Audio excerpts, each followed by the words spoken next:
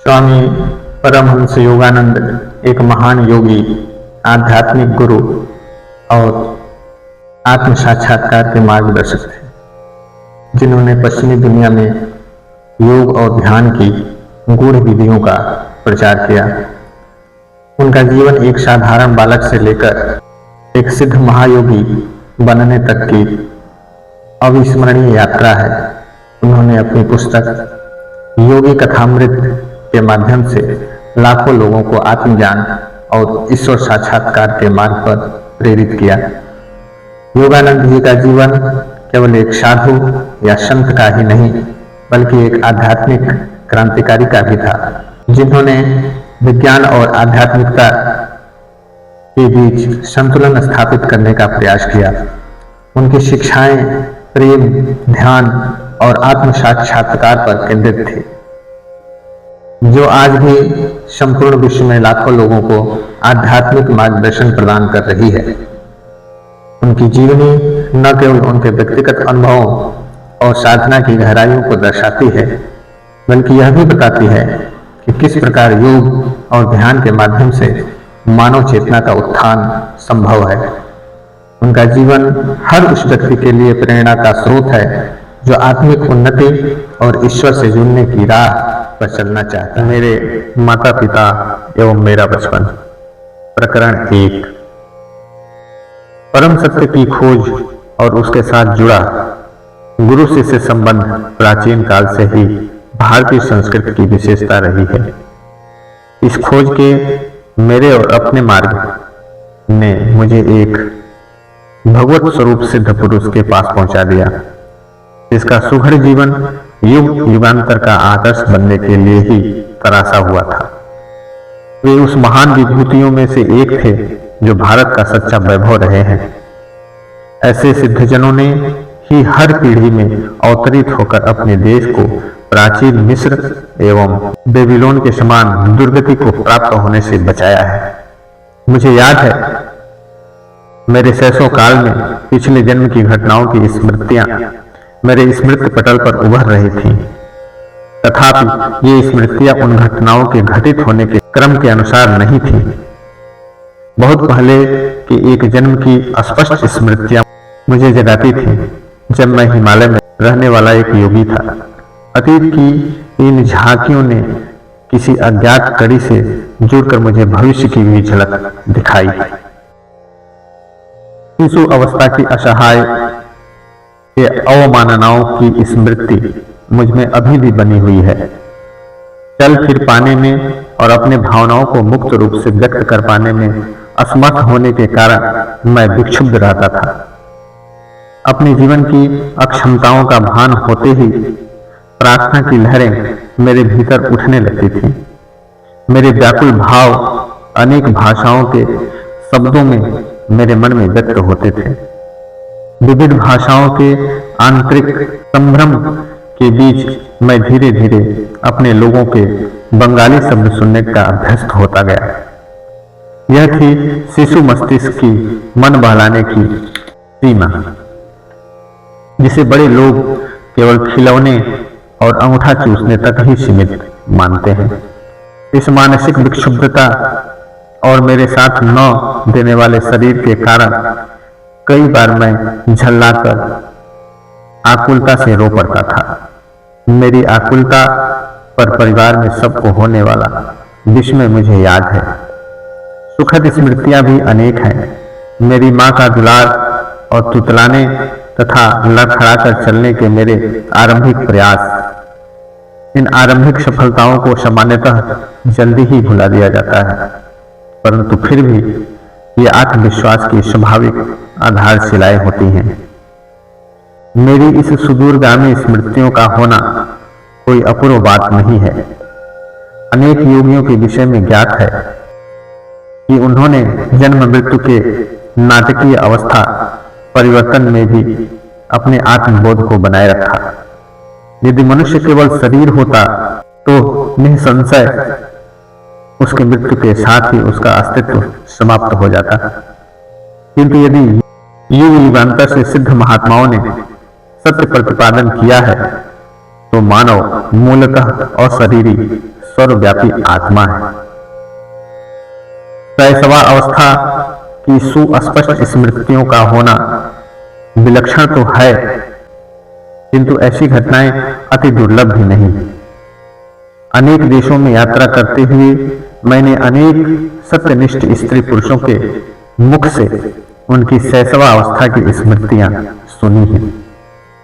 मेरा जन्म पूर्वोत्तर भारत में हिमालय पर्वत क्षेत्र के निकट स्थित गोरखपुर में 5 जनवरी 1893 ईस्वी को हुआ था। वहीं मेरे जीवन के पहले 8 वर्ष व्यतीत हुए थे। हम 8 बच्चे थे, 4 भाई और 4 बहनें। मैं मुकुंदलाल घोष भाइयों में दूसरा और माता पिता की चौथी संतान था। मेरे माता पिता बंगाली क्षत्रिय थे, दोनों ही संत प्रकृति के थे। उनके शांत एवं शालीन दाम्पत्य प्रेम में कभी कोई अनर्थक व्यवहार व्यक्त नहीं हुआ। माता पिता के बीच आपसी सामंजस्य चारों ओर चलने वाले 8 नन्हे जीवों के कोलाहल का शांत केंद्र था। मेरे पिता श्री भगवती चरण घोष स्वभावतः दयालु, गंभीर और कभी कभी कठोर थे। उनसे अत्यंत प्यार करते हुए भी हम बच्चे उनसे आदर युक्त दूरी बनाए रखते थे। वे असाधारण गणितज्ञ और तर्कशास्त्रवेत्ता थे तथा मुख्यतः अपनी बुद्धि से ही काम लेते थे, किंतु मां तो स्नेह की देवी थी और हमें केवल प्रेम के द्वारा ही सिखाती थी।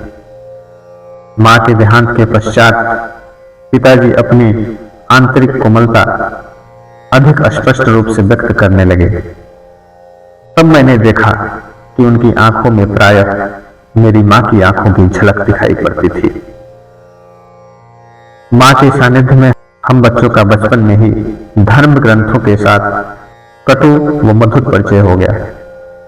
अनुशासन की आवश्यकता पड़ने पर मां रामायण और महाभारत से प्रसंगोचित कहानियां हमें सुनाती थी।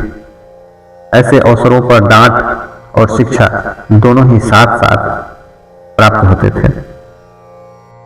पिताजी के प्रति आदर के प्रतीक स्वरूप कार्यालय से उनके घर आने पर उनका स्वागत करने के लिए शाम में मां हम बच्चों को कपड़ा आदि पहनाकर ध्यानपूर्वक तैयार करती थी। पिताजी भारत की तत्कालीन बड़ी कंपनियों में से एक बंगाल नागपुर रेलवे में उपाध्यक्ष के समकक्ष पद पर कार्यरत थे। यात्रा उनके कार्य का एक हिस्सा थी। हमारा परिवार मेरे बाल्यकाल में अनेक शहरों में रहा। मां गरीबों की सहायता के लिए सदा तत्पर रहती थी। पिताजी भी इस मामले में करुणापूर्ण दृष्टिकोण रखते थे, परंतु अपनी आर्थिक सीमा के अंदर ही व्यय करना पसंद करते थे। एक बार 15 दिनों में मां ने गरीबों को खिलाने में पिताजी की मासिक आय से अधिक रकम खर्च कर दी। इस पर पिताजी ने मां से कहा, मैं तुमसे केवल इतना ही कहना चाहता हूं कि कृपा करके अपना दान धर्म तुम उचित सीमा के अंदर करो। मां को अपने पति की यह सौम्य उलाहना भी व्यथाजनक लगी। बच्चों को किसी प्रकार के मतभेद का कोई आभास दिए बिना मां ने एक घोड़ा गाड़ी मंगवाई। नमस्कार, मैं अपने मायके जा रही हूं। प्राचीन धमकी। हम लोग चकित होकर विलाप करने लगे। उसी समय संयोगवश हमारे मामा वहां आ गए। उन्होंने पिताजी के कान में फुसफुसाकर धीरे से कोई परामर्श दिया। निसंशय सदियों से चला आ रहा कोई उपाय। पिताजी के कुछ संधिजनक स्पष्टीकरण के बाद मां ने खुशी खुशी घोड़ा गाड़ी लौटा दी। अपने माता पिता के बीच में मेरे द्वारा देखे गए एक मत विवाद का इस प्रकार अंत हुआ। परंतु एक विशेष संवाद मुझे आज भी याद है। कृपया अभी अभी घर पर आई एक असहाय महिला को देने के लिए मुझे 10 रुपए दीजिए। मां की मुस्कुराहट में मनाने की अपनी एक शक्ति थी। 10 किस लिए, 1 रुपया काफी है। पिताजी ने इसके साथ एक औचित्य समर्थन भी जोड़ दिया। जब मेरे पिताजी और दादा दादी की अचानक मृत्यु हो गई, तब मैंने गरीबी को पहली बार अनुभव किया। मीलों चलकर स्कूल जाने से पहले मेरा नाश्ता होता था केवल एक छोटा सा केला। कॉलेज पहुंचने तक मेरी अवस्था इतनी बुरी हो गई कि मैंने एक धनी न्यायाधीश से मासिक 1 रुपये की सहायता के लिए प्रार्थना की। उसने यह कहते हुए मना कर दिया कि 1 रुपये भी मूल्यवान होता है। उस 1 रुपये के मना किए जाने की आपको कितनी कड़वी यादें हैं। मां के हृदय से तत्काल तर्क उभरा, क्या आप चाहते हैं कि यह महिला भी आपके द्वारा इन 10 रुपये को मना किए जाने की वैसी ही दुखद स्मृति अपने मन में रखे जिनकी उन्हें तीव्र आवश्यकता है। तुम जीती। पराभूत पति की सनातन भाव भंगिमा के साथ पिताजी ने अपना बटुआ खोला और कहा, यह लो 10 रुपये का नोट। उस महिला को यह मेरी शुभकामनाओं सहित दे दो। किसी भी नए प्रस्ताव पर पहले नहीं कह देना पिताजी का स्वभाव था। इतनी सहजता से मां की सहानुभूति जगाने वाली उस अपरिचिता के प्रति पिताजी का रवैया उनकी स्वभावगत सतर्कता का एक उदाहरण था। तत्क्षण कोई बात स्वीकार कर लेने में अनिच्छा वस्तुतः सोच विचार के बाद निर्णय के सिद्धांत का पालन मात्र है। मैंने सदा ही देखा कि पिताजी उचित और संतुलित निर्णय लेते थे। यदि मैं अपने अनेक अनुभवों के पक्ष में 1-2 अच्छे तर्क प्रस्तुत कर देता तो वे सदा ही मेरी इच्छा पूरी कर देते थे, चाहे वह इच्छा छुट्टियों में भ्रमण यात्रा की हो या नई मोटरसाइकिल की।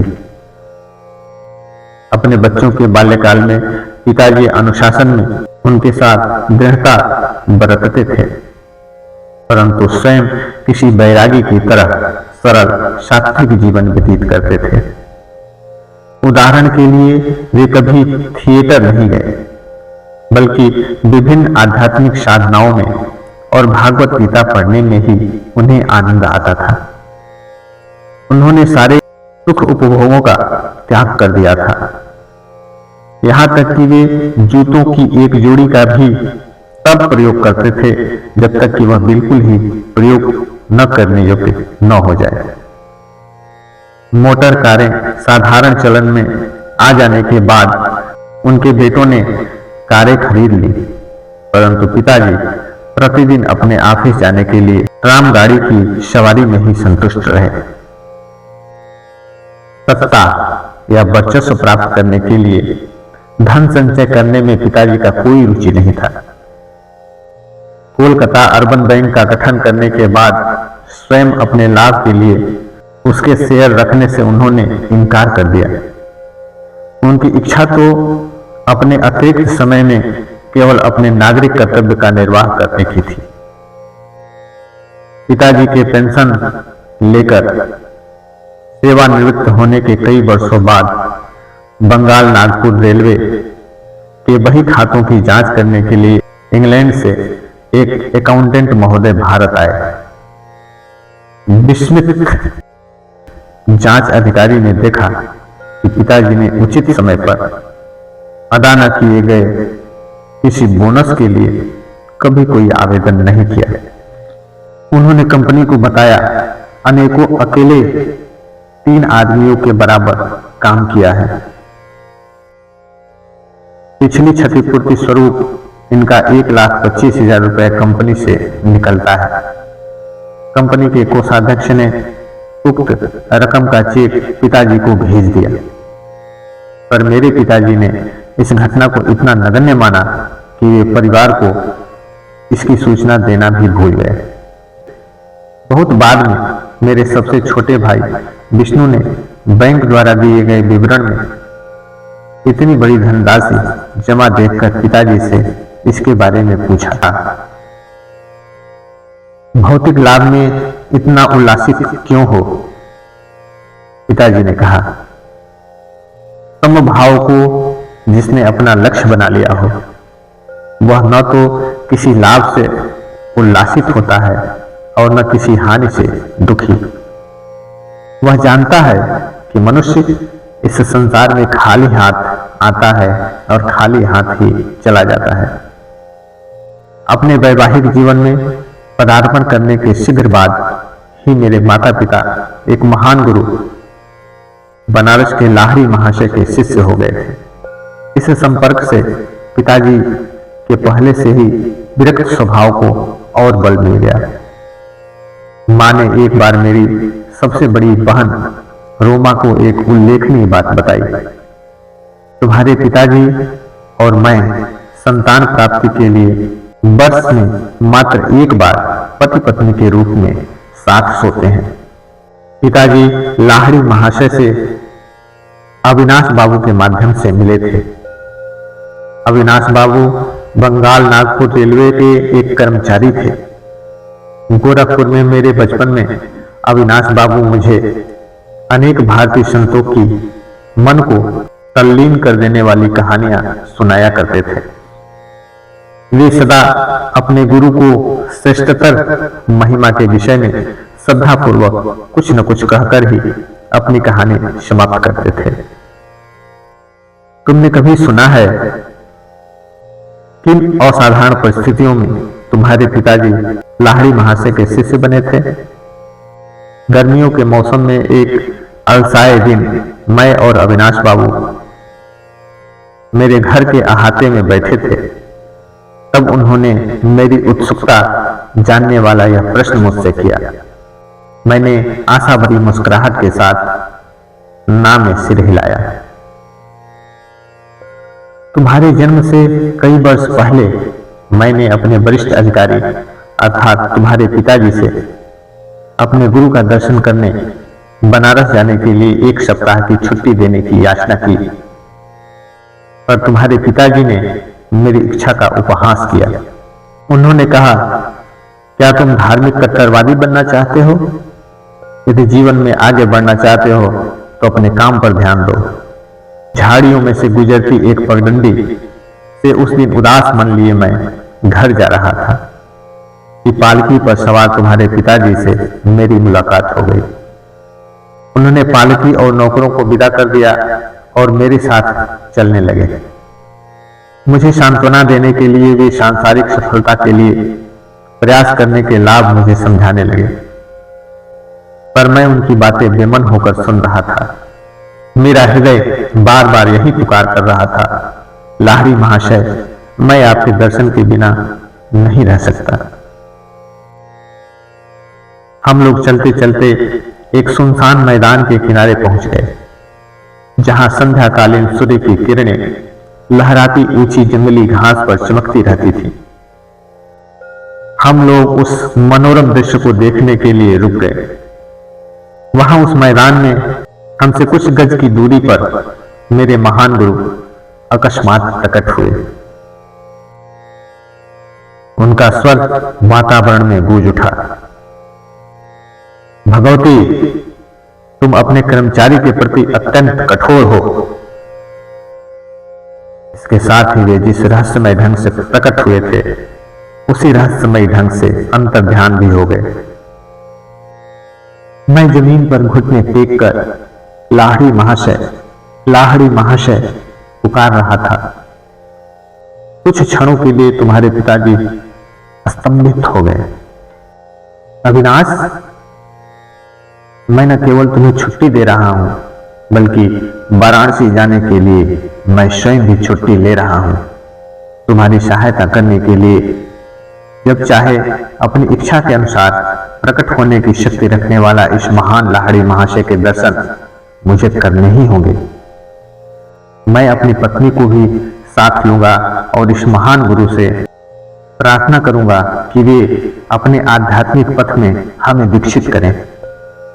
क्या तुम हम दोनों को उनके पास ले चलोगे? अवश्य। अपनी प्रार्थना के इस चमत्कारपूर्ण उत्तर को पाकर और घटनाओं के इतने शीघ्र अनुकूल मोड़ लेने पर मेरा मन आनंद से गदगद हो उठा था।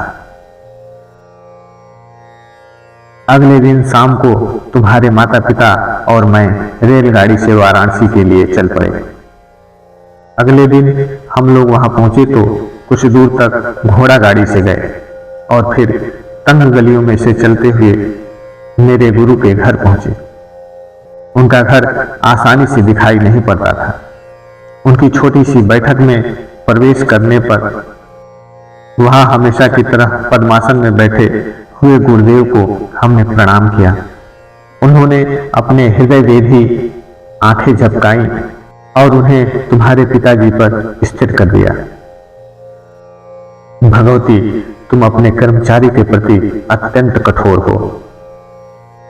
2 दिन पहले घास भरे मैदान में कहे हुए वही सब उन्होंने फिर से दोहराया। फिर उन्होंने आगे कहा, मुझे खुशी है कि तुमने अविनाश को आने की अनुमति दी और साथ ही तुम भी अपनी पत्नी के साथ लेकर यहां आ गए। तुम्हारे माता पिता को अत्यंत आनंद हुआ कि गुरुदेव ने उन्हें क्रिया योग की दीक्षा दी। इस पवित्र दर्शन के अविस्मरणीय दिन से ही तुम्हारे पिताजी और मैं गुरु भाई के रिश्ते से घनिष्ठ मित्र हो गए। लाहड़ी महाशय ने तुम्हारे जन्म में विशेष रुचि दिखाई थी। तुम्हारा जीवन निश्चय ही स्वयं उनके जीवन के साथ जुड़ा रहेगा। गुरुदेव का आशीर्वाद कभी निष्फल नहीं होता। मेरे जन्म के थोड़े ही दिन बाद लाहड़ी महाशय ने इस जगत से प्रस्थान कर लिया। पिताजी का जहां जहां भी स्थानांतरण होता था वहां वहां लाहड़ी महाशय की एक सुंदर अलंकृत फ्रेम में सजी हुई फोटो हमारे पूजा घर में देवताओं के चित्र और मूर्तियों के साथ विराजमान रहती थी। लगभग रोज ही सुबह और शाम को माँ और मैं उस पूजा वेदी के सामने ध्यान लगाकर बैठते थे और चंदन सिक्त पुष्प अर्पण करते थे। धूप और कुबूल के साथ साथ अपनी संयुक्त भक्ति द्वारा हम इस ईश्वर तत्व की पूजा करते थे जो लाहड़ी महाशय में पूर्णतः अभिव्यक्त हुआ था। उनकी इस फोटो का मेरे जीवन पर जबरदस्त प्रभाव पड़ा। जैसे जैसे मैं बड़ा होता गया वैसे वैसे मेरे मन में उस महान गुरु का विचार अधिक दृढ़ होता गया। ध्यान में प्रायः मैं देखता कि उनकी छवि उस छोटे से फ्रेम से बाहर आ गई और जीवित रूप धारण कर मेरे सामने बैठ गई है। तब मैं उनके ज्योतिर्मय शरीर के चरणों का स्पर्श करने का प्रयास करता, तब वे बदलकर पुनः चित्र बन जाते।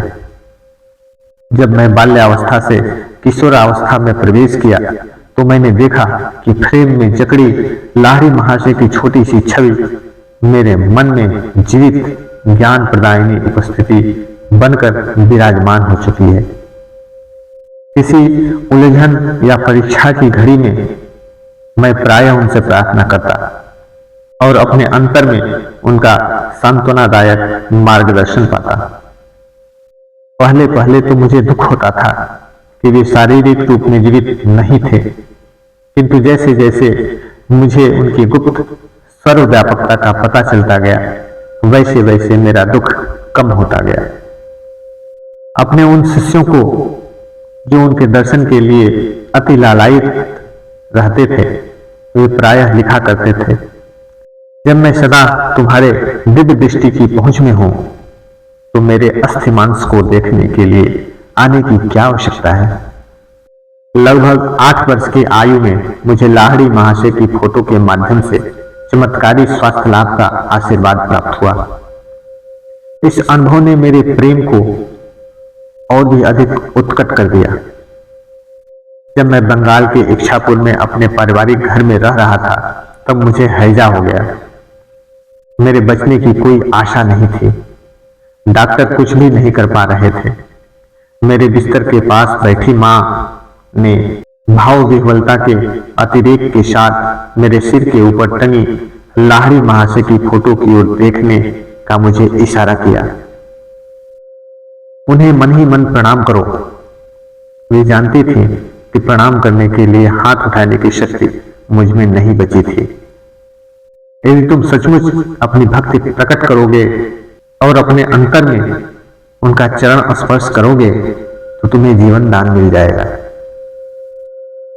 मैंने उनकी फोटो की ओर देखा तो वहां आंखें चौधियाने वाला प्रखर प्रकाश दिखाई पड़ा, जिसने मेरे शरीर और पूरे कमरे को अपने में समा लिया।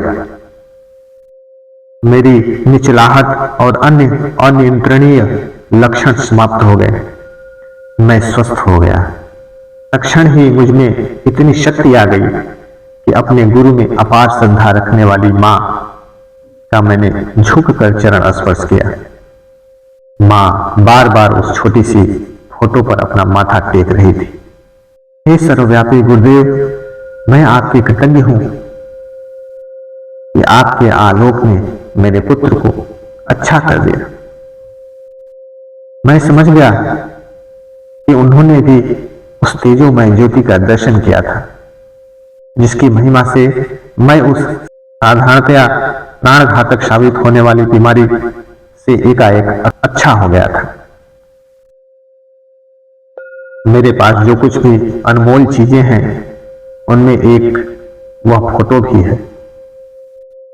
स्वयं लाहिड़ी महाशय द्वारा पिताजी को दी गई यह फोटो एक पवित्र स्पंदन से युक्त है। इस फोटो के पीछे भी एक चमत्कारिक कहानी है। मैं यह कहानी पिताजी के गुरु भाई काली कुमार राय से सुनी थी। ऐसा प्रतीत होता है कि लाहिड़ी महाशय को अपनी फोटो खिंचवाना अच्छा नहीं लगता था।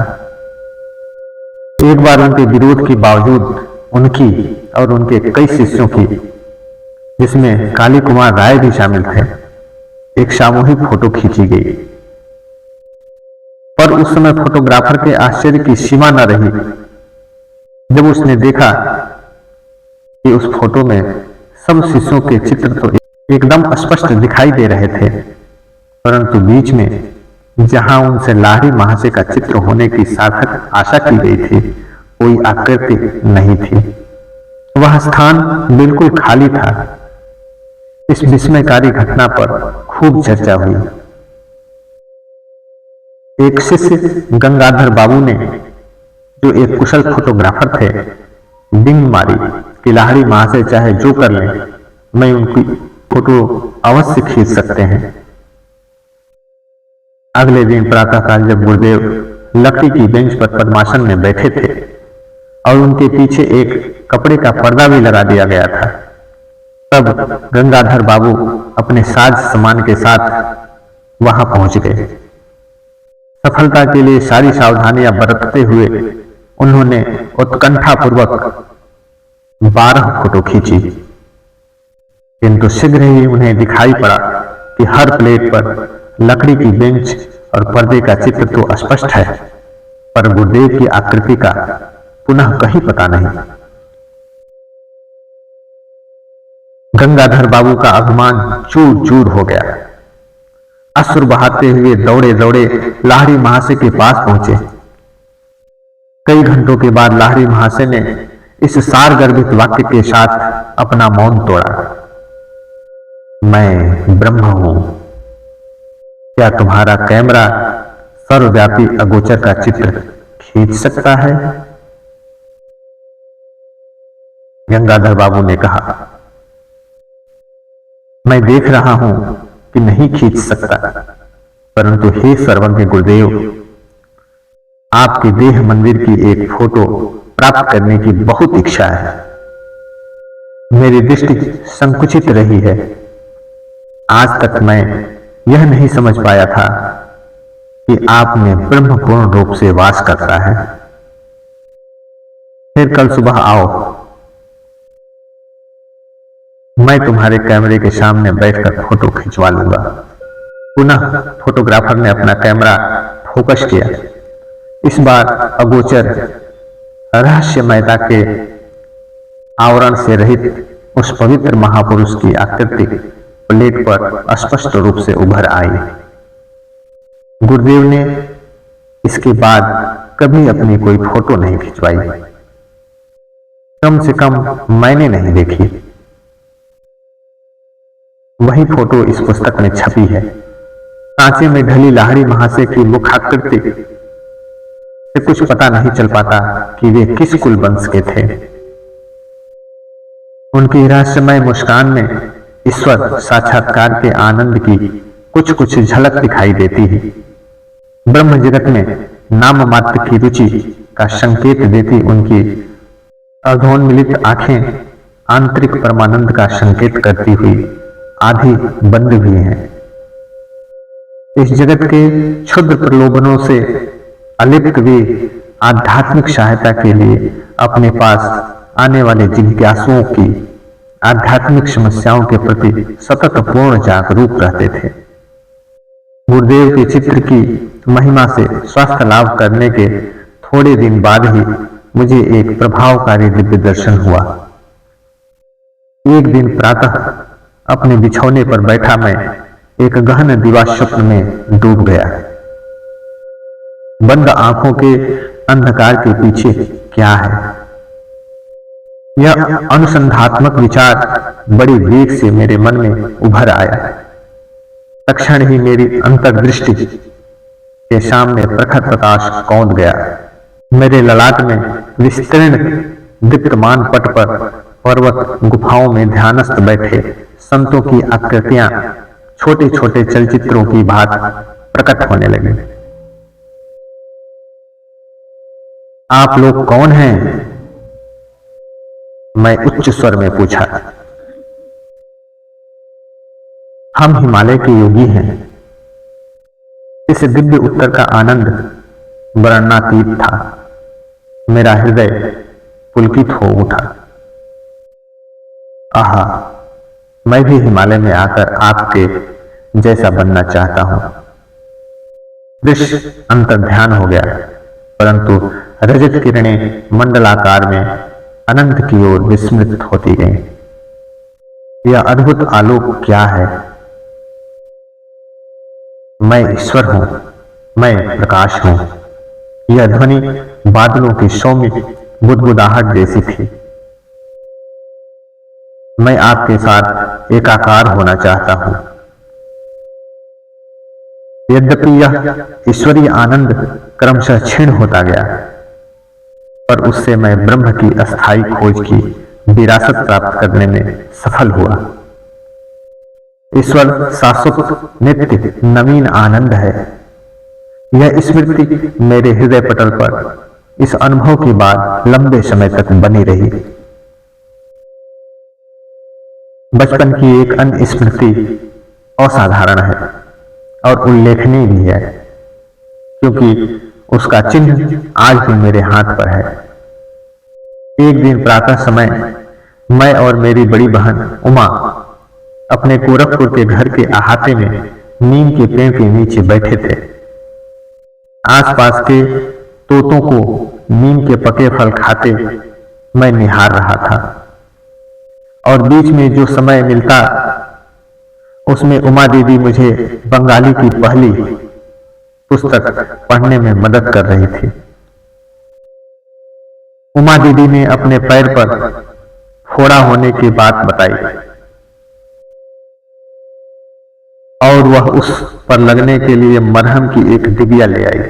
मैं उसमें से थोड़ा मरहम लेकर अपने हाथ पर लगा लिया। तुम निरोग हाथ पर मरहम क्यों लगा रहे हो? बात ऐसी है दीदी, मुझे लग रहा है कि कल मुझे यहाँ फोड़ा होने वाला है। चल झूठा कहीं का। दीदी, जब तक तुम कल सुबह क्या होता है यह देख नहीं लेती, तब तक मुझे झूठा नहीं कह सकती। मुझे क्रोध आ गया। उमा पर उसका कोई असर नहीं पड़ा। उसने 3 बार अपने व्यंग को दोहराया। एक दृढ़ निश्चय मेरी आवाज में ध्वनित होने लगा जब मैंने धीरे धीरे कहना शुरू किया। मैं अपनी इच्छा शक्ति के बल के साथ कहता हूं कि कल मेरे हाथ पर इसी जगह एक काफी बड़ा फोड़ा निकल आएगा और तुम्हारा फोड़ा सूजकर 2 गुना हो जाएगा। सुबह मेरे हाथ पर एक बहुत बड़ा फोड़ा निकल आया और उमा का फोड़ा आकार में 2 गुना हो गया। मेरी बहन चीखती हुई माँ के पास भागी। माँ, मुकुंद जादू तो न करना सीख गया है। माँ ने गंभीर होकर मुझसे कहा कि हानि करने के लिए मैं शब्द शक्ति का प्रयोग कभी न करूं। मैंने माँ का यह उपदेश सदा ही याद रखा और उसका पालन किया। मेरे फोड़े का इलाज चीरे से हुआ। डॉक्टर के चीरे से बना चिन्ह आज भी विद्यमान है। मेरे दाहिने हाथ पर मनुष्य के शब्द की शक्ति का नित्य स्मरण दिलाता हुआ यह चिन्ह स्मारक के रूप में विद्यमान है। गहरी एकाग्रता के साथ उमा को कहे गए उस साधारण एवं प्रकटतः हानि रहित प्रतीत होने वाले शब्दों में बम के सदृश विस्फोट कर निश्चय परिणति उत्पन्न करने की पर्याप्त शक्ति निहित थी। बाद में मेरी समझ में आया कि किसी के जीवन को संकट से बचाने के लिए वाणी की विस्फोटक स्पंदन शक्ति का सदुपयोग किया जा सकता है और इस प्रकार बिना चिन्ह या कष्ट रहित शल्य चिकित्सा की जा सकती है। हमारा परिवार पंजाब के लाहौर शहर में स्थानांतरित हुआ। वहां मैंने देवी काली के रूप में जगत माता का एक चित्र प्राप्त किया। हमारे घर की बालकनी में इस चित्र का अनौपचारिक मंदिर बना। मेरे मन में अनायास ही यह निश्चित विश्वास पैदा हो गया कि उस पवित्र स्थान पर की गई मेरी किसी भी प्रार्थना को पूर्ति का ताज पहना दिया जाएगा।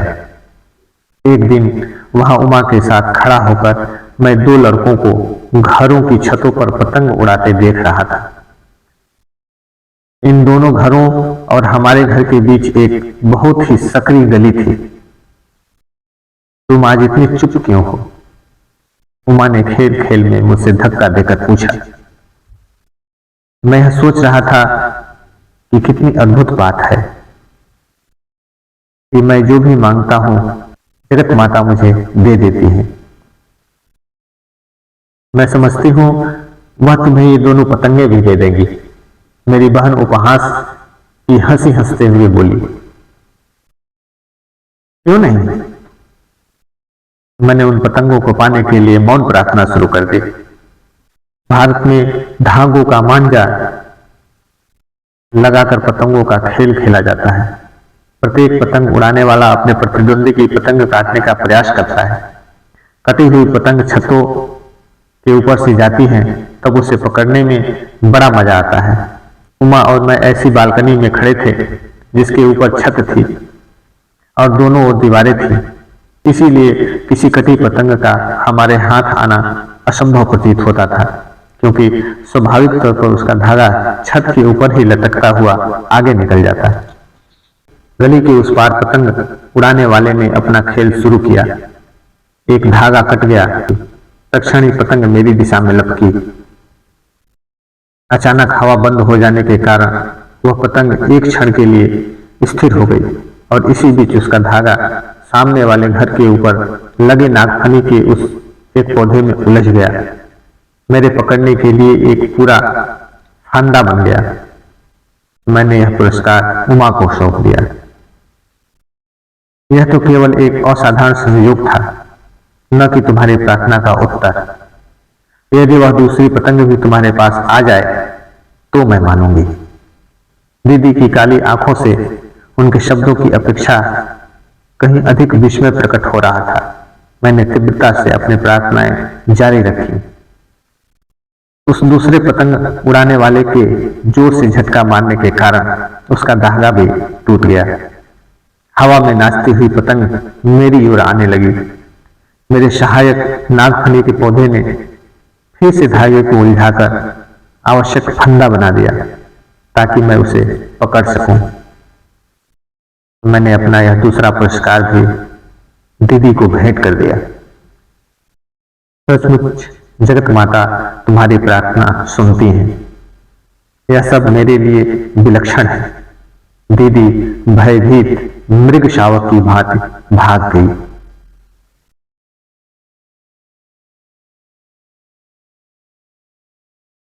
प्रकरण प्रथम आज समाप्त हुआ।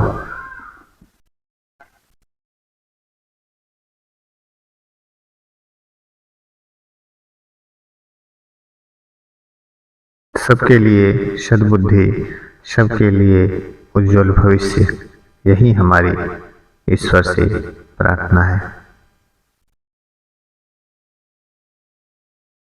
हमारे YouTube चैनल अध्यात्म को सब्सक्राइब करें और वीडियो पसंद आए तो लाइक करें।